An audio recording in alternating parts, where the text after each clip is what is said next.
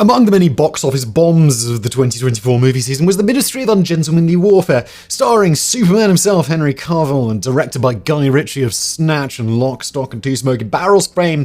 The film tells the story of a ragtag team of saboteurs tasked with raiding a Nazi naval base off the African coast during the Second World War. Though highly fictionalized and over the top, as only a Guy Ritchie film can be, the story is very loosely based on a real daring raid that took place on January the 14th, 1942, which helped establish the reputation of one of the most infamous clandestine organizations in the war. This is the incredible, forgotten story of Operation Postmaster.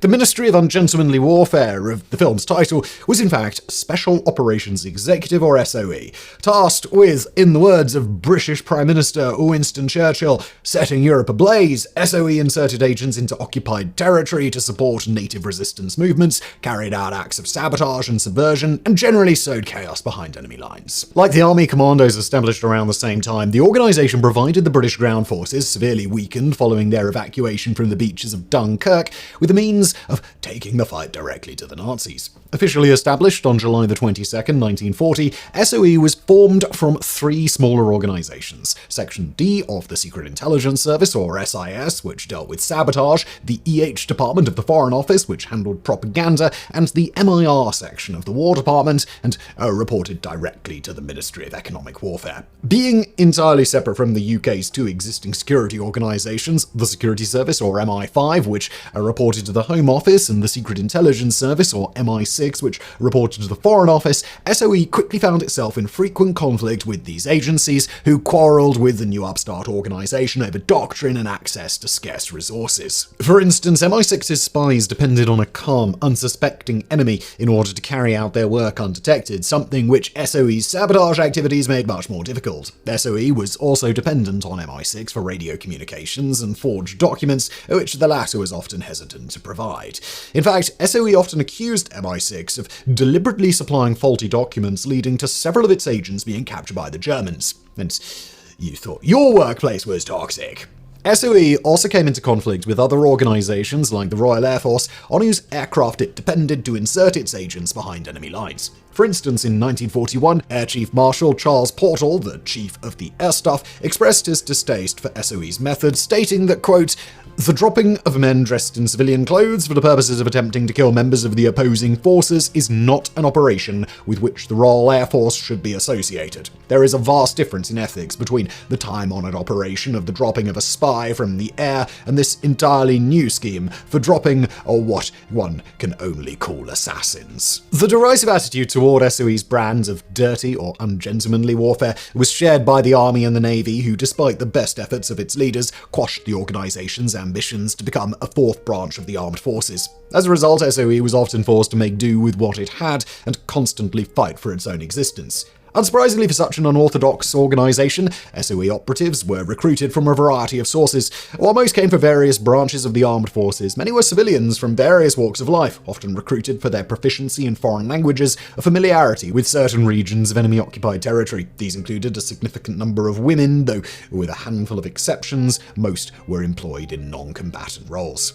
SOE also drew a surprising number of its members from the criminal underworld, who supplied the organization with much-needed document forgers and instructors in vital skills like lockpicking and pickpocketing. As can be imagined, such recruiting practices did little to dispel SOE's reputation for being disreputable, with historian Hugh Seaton Watson describing the typical SOE operative as, quote, "lacking the habit of subordination to a regular hierarchy, were disciplined by no Mandarin ethos, and were impatient or even contemptuous of the bureaucratic conventions of the diplomatic service and its auxiliaries. To the diplomats, they often appeared brash, ignorant of things which diplomats were trained to regard as important, and at times a positive menace." End quote.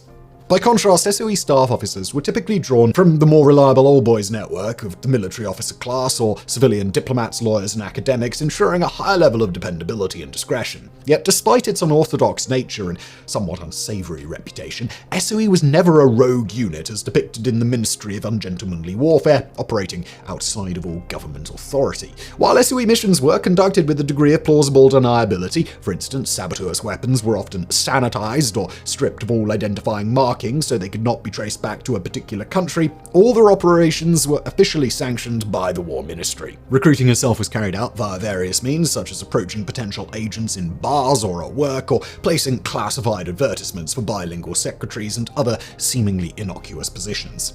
Whatever the case, interested individuals were sent to various secret SOE recruitment centers for further evaluation.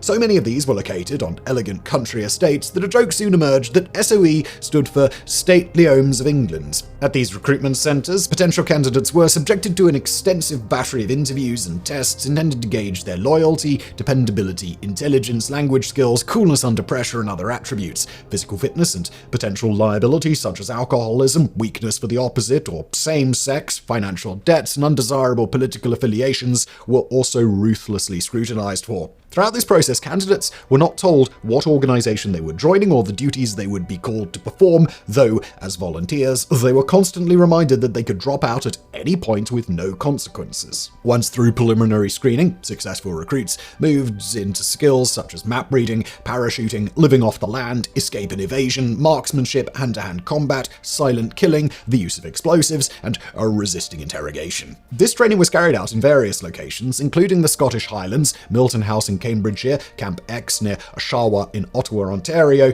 and the Parachute Training School at RAF Ringway near Manchester. To help SOE saboteurs carry out their clandestine missions, a variety of unique and often ingenious equipment was deployed. This ranged from communications devices like suitcase wireless sets for transmitting intelligence back to England and S-phone portable transceivers for contacting resupply aircraft to concealable maps, compasses, and other escape and evasion gear, silenced weapons like the well-read bolt-action pistol and the Mark II Sten submachine gun, concealed weapons like the Wellpun, and special explosive devices like the Clam magnetic demolition charge and fog signal detonators for blowing up railroad tracks as a train passed over them, and even small vehicles like the airdroppable web-like folding motorcycle. Even more exotic were gadgets like strap-on rubber shoe soles to disguise an agent's steps as barefoot footprints, and something called Kakaloob, a small rubber packet filled with emery powder designed to be surreptitiously slipped into an enemy vehicle's oil tank. After a certain delay, the hot oil would dissolve the rubber, releasing the abrasive powder into the vehicle's lubrication system and eventually causing its engine to seize up beyond repair. Many of these eccentric devices were designed by the Inter-Services Research Bureau, or Station 9, located in Welwyn, Hertfordshire, hence the ubiquitous Well prefix. While in general its agents worked deep behind enemy lines, often in collaboration with local resistance forces, in March 1941, SOE raised its own small unit for performing commando-like pinprick raids against coastal targets. Comprising 55 highly trained men, largely pulled from No. 7 Commando, the unit was founded and commanded by Major Gustavus Henry Gus March Phillips, man on whom Henry Cavill's character in the Ministry of Ungentlemanly Warfare is very loosely based. Born in London in 1908, the real March Phillips was, unlike his depiction in the film, a respected military officer and not an insubordinate troublemaker pulled out of military prison to lead his first covert mission. He was also considerably less handsome than Henry Cavill, but then again, who isn't? However, as stated in the film's credits, he was indeed among the many figures who inspired then Naval Intelligence Officer Ian Fleming to create the fictional secret agent James Bond. Due to SOE's early troubles obtaining transport from the Royal Navy and Air Force, March Phillips instead purchased a 39-ton Brixham fishing smack named the Maid, which had been converted into a pleasure yacht. With this, he hoped to infiltrate enemy territory disguised as local fishermen. To increase the offensive and defensive capabilities of Maid, March Phillips had her fitted with armor plating, a collapsible deckhouse concealing a Vickers Mark 8 2-pounder automatic cannon, and 3 depth charges hidden under a pile of fishing nets. When questioned about the use of the latter, March Phillips replied with typical British nonchalance, "If we can't knock out a U-boat any other way, we shall heave these into the ocean. The sub will proceed to perdition, closely followed by ourselves." In August 1941, Maid Force, as March Phillips's unit was dubbed, received its first assignment. Following Germany's invasion of France on May 10, 1940, and the French government's capitulation on June 22nd, France was divided into 2 zones: the Northern Occupied Zone, administered directly by the Nazis, and the Southern Free Zone, run by the collaborationist government of Marshal Philippe Pétain, based in the spa town of Vichy. Under this arrangement, all of France's overseas territories, including her African colonies, remained under Vichy control, and while Vichy was technically an independent state, in practice the regime collaborated closely with the Nazis on military matters. In early 1941, British intelligence began to suspect that German U-boats, the scourge of Allied merchant shipping in the Atlantic and Indian Oceans, were using river estuaries in France's West African colonies like Senegal, Guinea, and Côte d'Ivoire as bases for resupplying and refueling. Maid on a force was thus dispatched to scout these areas. March Phillips, along with a crew of 5 men, set sail from Poole Harbour aboard Maid Honour on August the 9th. The rest of the unit, led by March Phillips' second-in-command, Captain John Geoffrey Appleyard, had departed several days earlier aboard a troop transport. In the film, Appleyard, played by actor Alex Pettyfer, is depicted as having been captured by the Germans prior to the mission, forcing March Phillips and his team to rescue him from a German prison camp on La Palma in the Canary Islands. Not only did such a rescue not happen in real life, but there was no significant German military presence on La Palma during the Second World War, let alone a large, well-garrisoned prison camp as depicted in the film. Then, as now, the Canary Islands were a territory of Spain, then governed by right-wing dictator Francisco Franco. In spite of the extensive military assistance he received from Nazi Germany and Fascist Italy during the 1936 to 1939 Spanish Civil War, Franco chose to keep Spain neutral throughout the Second World War. However, he maintained friendly relations with both countries, and Spanish-controlled ports in the Canaries and elsewhere were frequently used by German U-boats and other naval vessels as bases for repair and resupply. This strange relationship between Spain and the Axis powers was to play a major role in the drama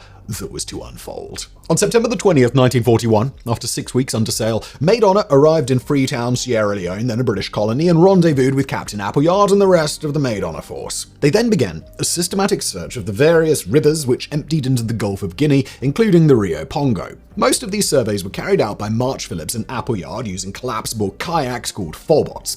After dropping the 2 men off, the Maid Honour stood guard offshore with orders to return and pick up the canoeists after 3 days. Despite months of such searching, however, Maid Honour force found no evidence of any German U-boat resupply bases in the area. They did, however, find plenty of crocodiles, one of which came a little too close for comfort by draping itself over one of the fourbots. And for more on another far more dangerous World War II operation involving kayaks, please do check out our previous video. That time, the British pitted a few canoeing commandos against a fleet of Nazi ships, and won. But while Maid Honour force was travelling to West Africa to continue their search for U-boats, they were suddenly handed a new, far more daring assignment. Louis Frank, the newly appointed head of SOE's Neutral Colonies mission, had identified a number of tempting targets in the port of Santa Isabel on the island of Fernando Po, today Bioko in Equatorial Guinea. These were the 7,561-ton Italian merchant vessel Duchessa d'Aosta, the German tugboat Le Comba, and the German diesel barge Bibundi. Wanting to disrupt Axis merchant activity in the region, Frank pressed the War Office to allow SOE to sabotage or even steal the 2 ships from Santa Isabel Harbor. But there was a problem.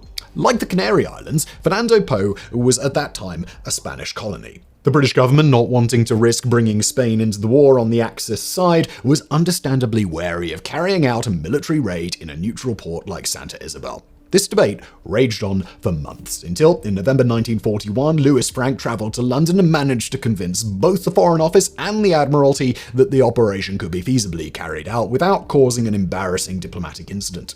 On November the 20th, the raid was officially given the go-ahead under the codename Operation Postmaster. It's worth noting here that the Ministry of Ungentlemanly Warfare greatly exaggerates the stakes of this operation. The film depicts Santa Isabel as a fully equipped and heavily defended Kriegsmarine naval base complete with U-boats, torpedo boats, and a full garrison of German soldiers led by a sadistic Nazi commander. The Duchessa d'Aosta is described as being loaded with torpedoes, carbon dioxide filters, and other supplies for re-provisioning German U-boats. In reality, none of these things were true. As a neutral Spanish colony, Fernando Po could not legally host belligerent military personnel outside the crew of whatever German or Italian warships happened to be anchored at Santa Isabel. Nor did the Germans have the resources to deploy significant military units that far south in Africa, the famous Afrika Korps being already tied up in Libya and Egypt. So while the harbour was defended by a handful of coastal defence and anti-aircraft guns, these were manned by Spanish troops, not German. Furthermore, Duchessa d'Aosta's official cargo consisted not of military supplies, but rather trade goods like wool, coffee, copper, animal hides, asbestos, and copra, aka dried coconut flesh, valued at £200,000, or about £12 million, or $14.5 million today. However, the fact that the first officer refused to supply the Spanish authorities with the vessel's full cargo manifest led SOE to suspect that she might also be secretly carrying munitions. Furthermore, the ship's wireless transmitter, which had been left unsecured by the Spanish authorities, was considered a serious enough threat to British naval activity in the region to be worth putting out of action. Adding to the perceived ease of the operation, the crew of the Duchessa d'Aosta was under the command of its first officer, the captain having returned to Italy. As a result of their long isolation in Africa, the crew was, according to one intelligence report, quote, debilitated and demoralized, incapable of sustained activities outside their own pleasures. Many are suffering from venereal disease, and apart from 2 incidents when bottles were thrown at the British consulate, the crew does not seem intensely anti-British. Much of this intelligence was collected by Leonard Guys, SOE's courier between Fernando Po and Lagos in Nigeria, who also drew up the preliminary plan for Operation Postmaster. Further information was gathered by a local British chaplain who attended a party aboard Duchessa d'Aosta under the guise of being a Spaniard. Though he was forced to leave in a hurry when the ruse was discovered, he managed to remain aboard long enough to gauge the crew's morale, which he reported was so poor that they'd taken to removing and selling off the ship's brass fittings for spare cash. Still, the plan for Operation Postmaster called for most of the crew to be lured ashore for a dinner party, leaving the ships mostly empty for the taking. This distraction was masterminded by local SOE agent Richard Lippett, a Royal Engineers officer working for the Liverpool shipping firm John Holt. To allay suspicion, Lippett actually planned 2 parties, one on the night of the raid and the other several days before. In the film, the roles of Lippett and Guys are combined into a fictional character named Mr. Heron, played by actor Babe Olusanmokan. Surprisingly, despite being the founder of Maid on a Force, Gus March Phillips was not initially favoured to lead Operation Postmaster, with Lewis Frank stating that, quote, Maid on a Force did perhaps not have the necessary qualifications of leadership for the successful conduct of an operation of this kind, which required a good deal of planning and special leadership. Although recognising that March Phillips had qualities of courage and enterprise, he was lacking in common sense, and therefore not a suitable leader for this job. End quote. However, Major B. Laversuch, Frank's deputy in Lagos, disagreed, and on December 28, 1941, he sent his boss a telegram arguing that March Phillips's skill, experience, and loyalty of his men were vital to the success of Postmaster. Reluctantly, Frank relented, and March Phillips remained in command of the operation. To carry out the raid, the governor of Nigeria, Sir Bernard Bordelon, supplied Maid on a Force with the tugboat Vulcan and the motor launch Nuneaton, along with 17 locals to crew them, swelling the size of the raiding party to 32. This is in contrast to the film, in which the heroes recruit a team of mercenaries from a fictional local gangster named Kambili Kalu, played by actor Danny Sapani. The fictional raiders also initially planned to blow up and sink the 3 ships in the harbour, only to change their plans at the last moment when they learned that the Duchessa d'Aosta's hull had been reinforced with steel plates. In reality, the plan was always to steal the ships, for Santa Isabel Harbour was so shallow that any damage inflicted by the raiders would have been quickly repaired. Finally, the film also depicts Maid on a Force being constantly harassed by a Royal Navy warship operating just off the African coast, whose captain does not approve of their unorthodox methods. In reality, as part of the official Postmaster plan, the Navy stationed the Flower-class corvette HMS Violet just off Fernando Po to intercept and impound the hijacked Axis ships. This granted the operation a certain measure of plausible deniability, as the Navy could claim that it had captured the vessels on the high seas while they were trying to escape back to Europe. But just as everything was starting to fall into place, the British government began to get cold feet. General Sir George Giffard, General Officer commanding of West Africa Command, withdrew the support of the 17 local sailors, fearing the operation would be seen as an act of piracy and anger the Spanish government. In light of these and other concerns from the Foreign Office and the British Embassy in Madrid, the Admiralty suspended the operation. Eventually, however, they deemed the raid worth the risk, providing hard proof of British involvement was left at the scene. A final go-ahead for Operation Postmaster was given on January 6, 1942, less than 2 weeks before the raid was scheduled. On the morning of January 11th, the 32-man raiding party left Lagos aboard Vulcan and Nuneaton and sailed southeast toward Fernando Po. This force included among its number founding member Captain Graham Hayes, played in the film by actor hero Fiennes Tiffin, and Danish commando Anders Larsen. Larson, played by Alan Ritchson. But while the real-life Larson was a certified badass, being among the founding members of SOE, the Commandos and the Special Boat Service and the Special Air Service, he was not, as the film depicts him, a hulking monster of a man who enjoyed cutting Nazis' hearts out of their chest. He also did not use a bow and arrow in combat, that particular eccentricity belonging to one John Malcolm Mad Jack Churchill, an absolute mad lad of a commando officer who also infamously carried a basket-hilted Scottish broadsword and a set of bagpipes on raids, though that's a bonker story for another day. Also, notably missing from the real-life operation was SOE operative and later stage and film actress Marjorie Stewart, played by actress Isa Gonzalez. While in the film, Stewart is intimately involved in the operation on the ground, stealing the cargo manifest of the Duchessa d'Aosta, hiring the mercenaries from Kambili Kali, and seducing the evil Nazi garrison commander played by Till Schweiger, in reality, her role in the operation was purely administrative. But this, of course, is Hollywood. Girl bosses are going to girl boss. Now, the real-life raiders approached Santa Isabel Harbor at 23:30 hours on the evening of January the 14th, 1942. Meanwhile, the deception plan was working as intended, with SOE agent Richard Lippert having succeeded in luring 12 Italian officers from the Duchessa d'Aosta and 2 German officers from the Lincomba to his dinner party, leaving only a skeleton crew aboard both ships. The tugboat Vulcan, commanded by March Phillips and Appleyard, headed for the Duchessa, while 4 boats under the command of Hayes aboard the Nuneaton paddled toward the Lecomba and Bibundi, which were moored together. As the latter force approached the tugs, Hayes was challenged by a night watchman aboard the Bibundi. Hayes answered by claiming to be the tug's captain, managing to stall long enough for the canoeists to reach the ships and climb aboard. At this, the watchman jumped overboard and swam away. After placing explosive charges on the Lecomba and Bibundi's anchor chains, the raiders threw tow lines from both tugs over to the Nuneaton. When everything was ready, the charges were blown, cutting the anchor chains and allowing the launch to start towing the tugs out of the harbour. Meanwhile, 11 raiders from the Vulcan boarded the Duchessa d'Aosta and, armed largely with rubber-coated koshes, quickly subdued and captured the ship's crew. Then, as with Lecomba and Bibundi, the raiders cut the freighter's anchor chains with explosives and began towing her out of the harbour. As March Phillips later wrote, quote, "Vulcan's performance was almost miraculous. She gave Duchessa 2 slews, one to starboard, one to port, like drawing a cork out of a bottle, and then, without the slightest hesitation and at a speed of at least 3 knots, went straight between the flashing buoys to the open sea, passing Nuneaton and Lecomba a few cable lengths from the entrance. This operation, the most difficult in my view, was performed with amazing power and precision." End quote. The explosions alerted the people in the nearby town, who rushed to the harbour front to watch the brazen hijacking take place right before their eyes. But while a handful of anti-aircraft guns opened fire, sending strings of tracers into the night sky, the heavier guns defending the harbour remained silent, allowing the raiders to escape unopposed. Start to finish, the raid had taken only 30 minutes, during which not a single shot was fired and not a single raider or enemy sailor killed or wounded. Once clear of the harbour, the raiders sailed through the night, their 3 prizes and 29 Italian and German prisoners in tow, rendezvousing with the waiting HMS Violet the following morning. By this time, Nuneaton had engine troubles and could not make it all the way to Lagos. A signal was thus sent to the passing Nigerian collier SSS Ilorin, which contacted Lagos and arranged for a ship to come and tow Nuneaton home. As expected, Operation Postmaster infuriated the Spanish government, whose Foreign Minister Serrano Sr. described the raid as an intolerable attack on our sovereignty. No Spaniard can fail to be roused by this act of piracy committed in defiance of every right and within water under our jurisdiction. Do not be surprised if we return the answer which the case demands, that of arms.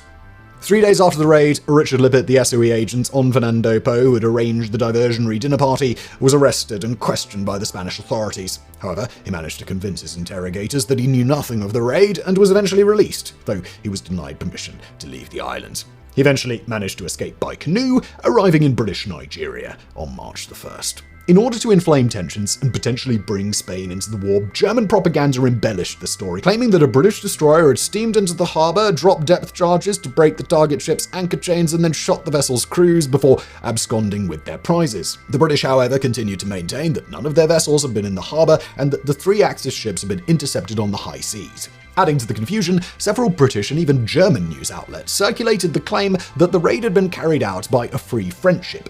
Unconvinced by this argument, the Spanish ambassador in London wrote to the British Foreign Secretary and later Prime Minister Anthony Eden, coming out against the, quote, official view set forth by the British government that the act was not instigated by British naval forces, but by those of General Charles de Gaulle. The Spanish government reiterate their desire to obtain satisfaction for the act of aggression committed at Santa Isabel and the violations of international law involved, end quote. Eden refused to reply to this accusation, and facing lack of solid evidence, both the Spanish and the Germans were forced to drop the matter, and Spain remained neutral for the remainder of the war. Back in Britain, Operation Postmaster greatly elevated SOE's stature, demonstrating the organization's ability to effectively carry out clandestine operations. It also opened up a new theatre of operations, with Minister of Economic Warfare Hugh Dalton telling Prime Minister Winston Churchill that, quote, other neutral governments would be impressed that Britain would, if needed, disregard the legal formalities of war in their efforts to succeed. It's worth noting here that by the time of Operation Postmaster, Dalton, SOE's first director, had been replaced by Brigadier Colin Gubbins, played in the film by actor Carrie Ells, yes, the dread pirate Robert himself. Unlike in the film, the real members of Maid Honor Force were not arrested and imprisoned by the British authorities, only to be released with the intervention of Winston Churchill. Instead, they were highly decorated for their service, with March Phillips receiving the Distinguished Service Order, or DSO, Graham Hayes the Military Cross, Geoffrey Appleyard a bar to his Military Cross, Anders Larson a Military Cross and a Field Commission, while SOE agents Richard Lippett and Bernard Guise were made members of the Order of the British Empire. 3 months after the raid, on April the 18th, 1942, March Phillips married fellow SOE agent Marjorie Stewart. In the wake of Postmaster's success, Maid Honor Force was significantly expanded and given the less creative name of Small Scale Raiding Force, or SSRF, or simply Number 62 Commando. As speed was more important than concealment in butcher and bolt coastal raids, the Maid Honor was replaced by a much faster motor torpedo boat, or MTB, nicknamed the Little Pisser. The Maid Honor herself was left in Lagos and later sold to the government of Sierra Leone before succumbing to wood-boring shipworms and being scrapped. Meanwhile, Duchessa d'Aosta was sold to Canadian Pacific Steamship Company, who renamed her the SS Empire Yukon. The tug Licomba was sold to Elder Dempster Lines, which renamed it the Malakal before selling it to Liberia in 1948. The newly re-equipped small-scale raiding force would carry out a number of cross-channel operations over the next year, the first being Operation Barricade, carried out on the night of August 14, 1942. A reconnaissance raid aimed at a radar and anti-aircraft site near Barfleur in Normandy, Barricade was a complete success, with the raiders killing 3 German soldiers and wounding 6 before withdrawing with no casualties. Operation Barricade was quickly followed by Operation Dryad, a September 2nd raid against the Cascades Lighthouse in the German-occupied Channel Islands. Once again, the operation was a complete success, with the small-scale raiding force managing to capture the lighthouse's entire crew of 7, and many still in their pajamas, and spirit them away to Britain without firing a single shot. Indeed, it was several days before the Germans even noticed that anything was amiss.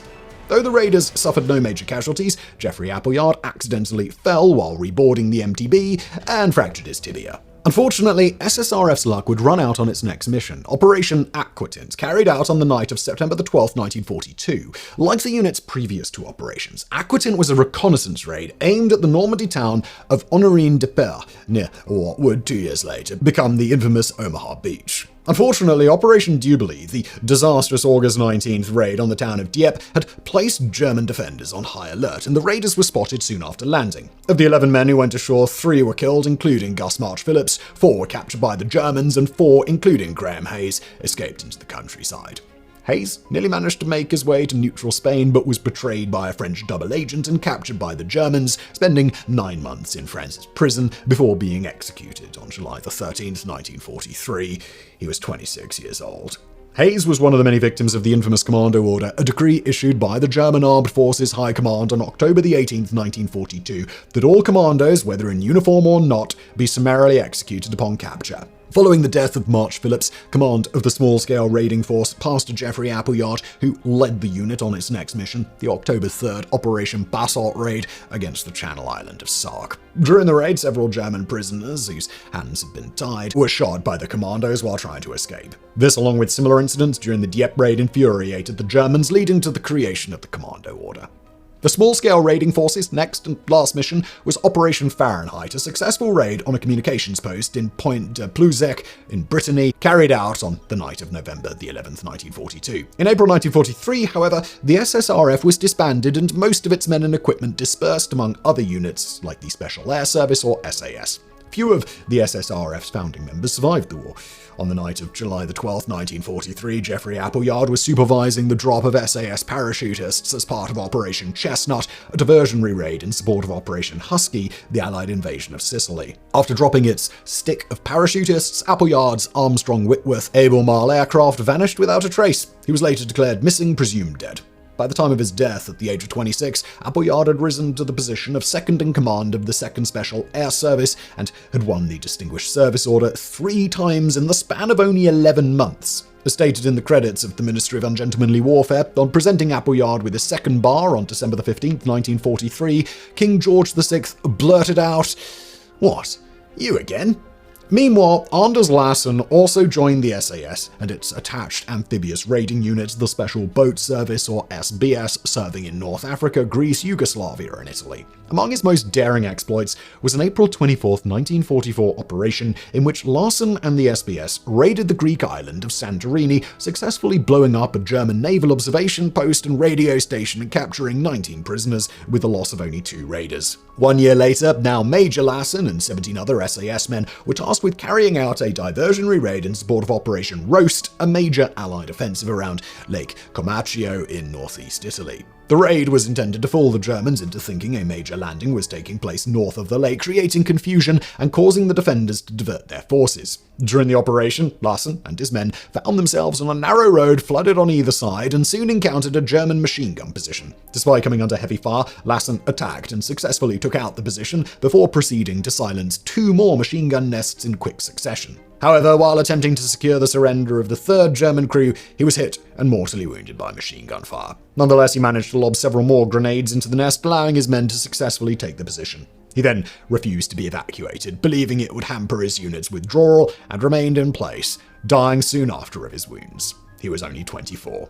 For his heroism, Lassen was posthumously awarded Britain's highest award for gallantry, the Victoria Cross, the only member of the SAS to be so honoured. Following its initial successes of Operation Postmaster, Special Operations Executive received increased support and resources from the British government, its ranks eventually swelling to over 13,000 personnel. The organisation's next major undertaking was Operation Anthropoid, the assassination of Reinhard Heydrich. Among the most infamous figures in the Nazi regime, Heydrich was the head of the Reich Security Main Office, or RSHA, and one of the key architects of the Holocaust, having organized the January 1942 Wannsee Conference, which hammered out the details of the final solution to the Jewish question. In September 1941, he was appointed acting Reich Protector of Bohemia and Moravia in the former Czechoslovakia, in which position his legendary cruelty earned him the nickname the Butcher of Prague.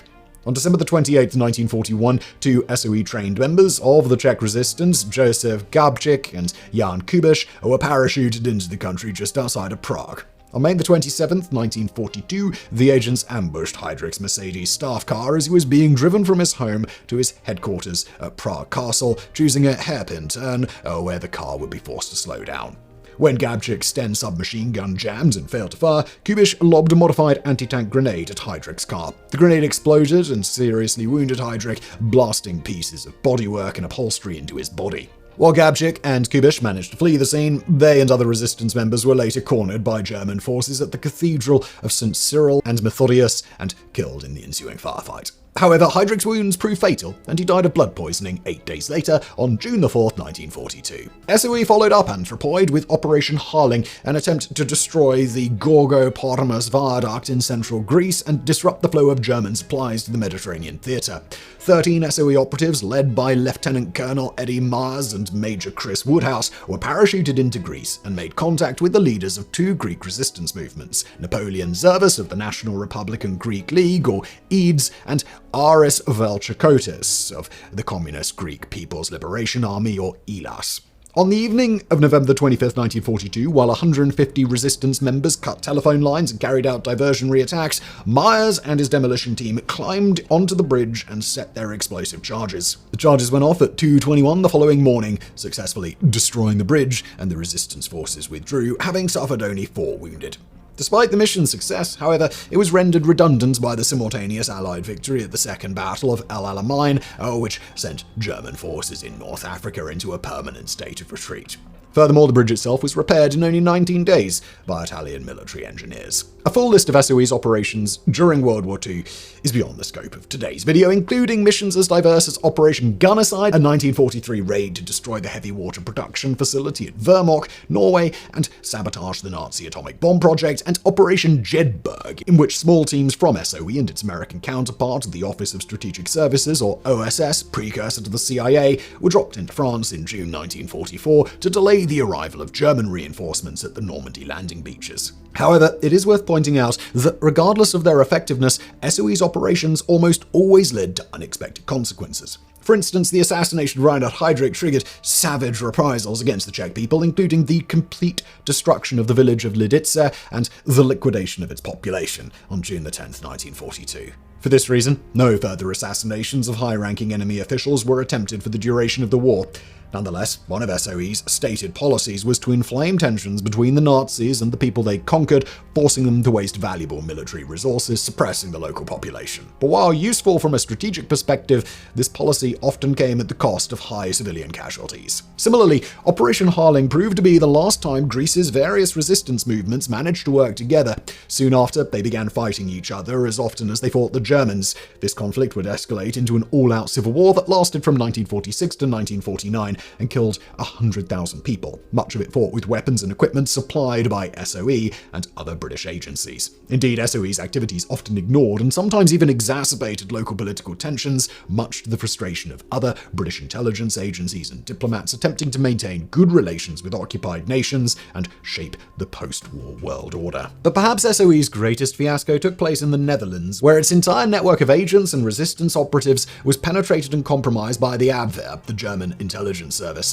Between 1942 and 1944, Abwehr agents, using captured SOE radios, played what they called the Englandspiel, or England game, tricking SOE into dropping agents and supplies directly into German hands. By the time SOE realized what was going on, it had wasted some $2 million and sent 53 agents to their doom. Yet despite its various failings, SOE, like the Commandos, the SAS, and various other British intelligence and special forces organizations, played a vital role in securing ultimate Allied victory. But the Ministry of Ungentlemanly Warfare was a product of a particular time and strategic situation, and as the Second World War gave way to the Cold War, it found itself without a purpose and was finally disbanded on June 30th, 1946. In conclusion, while the Ministry of Ungentlemanly Warfare gets the very broadest strokes of the real-life Operation Postmaster right, overall the film is mostly supercharged Hollywood hokum. Nonetheless, in the grand tradition of such action classics as The Dirty Dozen and Where Eagles Dare, the film does scratch a very potent itch to see dozens upon dozens of Nazis get gunned down in spectacular fashion. Thank you for watching.